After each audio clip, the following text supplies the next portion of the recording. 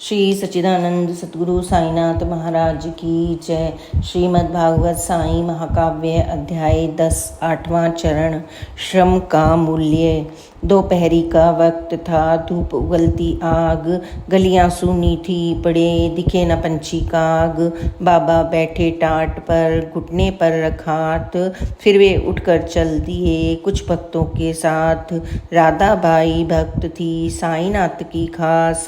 बाबा चलकर आ गए उसके घर के पास, पीछे पीछे आ गए उनके भक्त अनेक। बाबा बोले जोर से, सीढ़ी लाओ एक। तुरंत गया एक आदमी, लाया वह सोपान। आगे देखो क्या हुआ, दो भक्तों तुम ध्यान।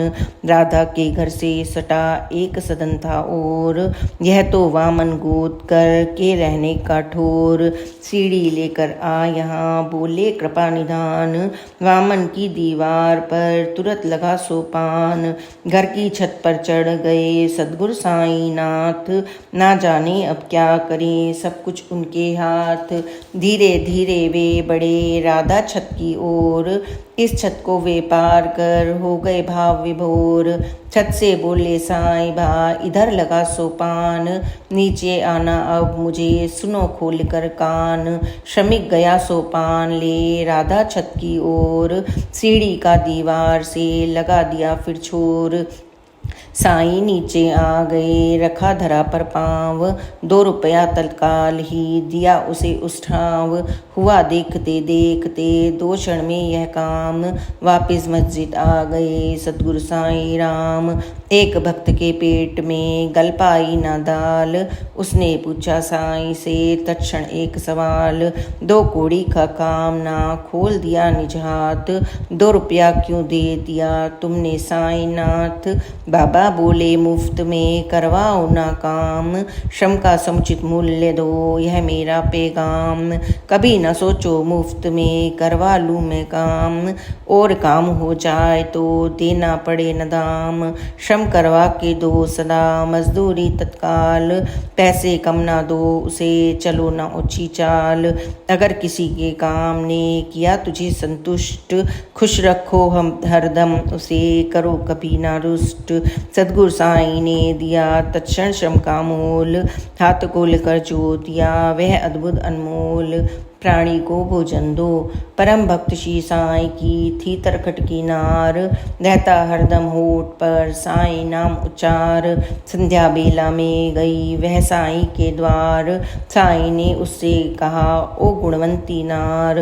व्याकुल था मैं भूख से आज बहुत घनघोर। चलते चलते आ गया तेरे घर की ओर। आकर घर के सामने खड़ा रहा कुछ काल। खाने को भोजन दिया तूने फिर तत्काल। खाकर तेरे ग्रास को हुआ पूर्ण में तृप्त। अपनी यही उदारता रखना मन में दीप्त। भूखे आए द्वार पर दे उसको तू ग्रास। जाए खाली हाथ ना आकर तेरे पास। अन्न दान के बाद में खाया तुमने अन्न। इस गुण से रहते सदा परमेश्वर प्रसन्न। नियम बना लो तुम इसे, दो आगत को दान। अपने इस सत्कर्म से कर खुद का कल्याण। बता रहा हूँ तथ्य जो वह बिल्कुल है सत्य। इस मस्जिद में बैठकर कह सकता ना असत्य। सिर चकराया नार का, सुन साईं की बात। बिना हवा के हिल रहा कैसे तरवर पात। मेरे घर आए नहीं सतगुरु साईं आज। कैसे कर सकते भला भोजन का वो काज। गई न दिन में आज मैं चलकर मस्जिद द्वार। और नहीं किया अर्पण साईं को आहार। अंतर मन में थी उठी नारी के जो बात। सतगुरु साईं नाथ को पल में हो गई ज्ञात। बाबा बोले प्रेम से ओ गुणवंती नार। इस मस्जिद में बैठ मैं करूँ न मिथ्याचार। मैंने जो कुछ भी कहा नहीं झूठ का लेश। बैठी तुम आहार को हुआ श्वान एक पेश। देखा तूने श्वान को आया था जो द्वार।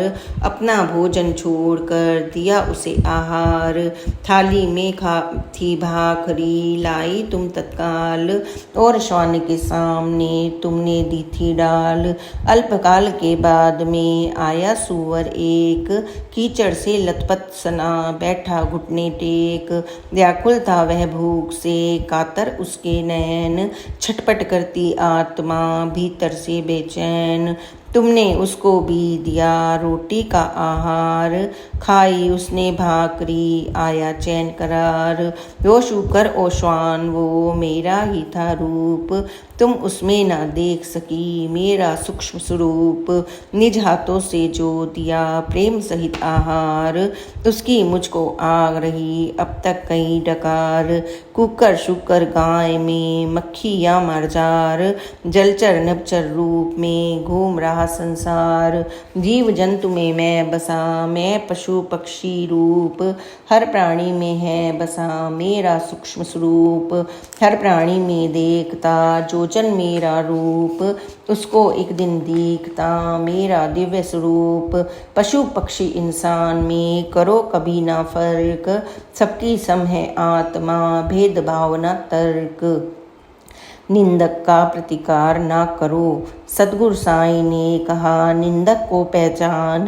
विष्ठा गंदा चाटता सुअर उसको मान, निंदा कुत्सित मैल है कचरा कीच विकार। बोल बोल कर चाटता निंदक निज आहार, देख बुराई लोग की उपजे मन में हर्ष। निंदक जग में घूम कर व्यक्त करे अपकर्ष, निंदक को आता बहुत निंदा में आनंद।